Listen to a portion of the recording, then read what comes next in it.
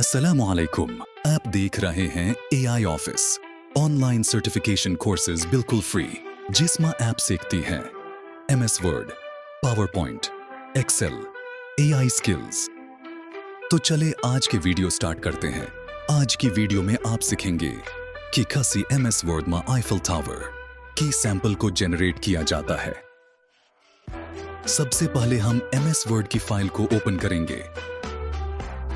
जैसा कि आपको स्क्रीन पर नजर आ रहा है, हम आज सीखेंगे how to type write code for Eiffel tower. सबसे पहले हम सिलेक्टेड वर्ड्स और डिजिट्स वाला कोड टाइप करेंगे और उसके बाद हम फॉन्ट्स में जाकर अपना रेलेवेंट टाइप फॉन्ट सिलेक्ट करेंगे और लास्ट में हम प्रेस करेंगे Alt+X। तो चलन कोड टाइप करते हैं 1F5FC।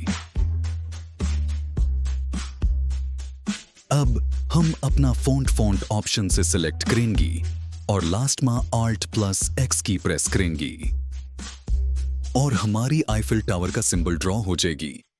एक बार फिर प्रैक्टिस करते हैं, फिर फॉन्ट ऑलरेडी सिलेक्टेड होगा।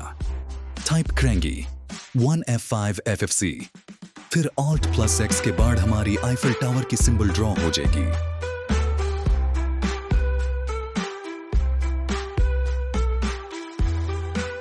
Thanks for watching our video. For more informative, subscribe and like our AI Office YouTube channel.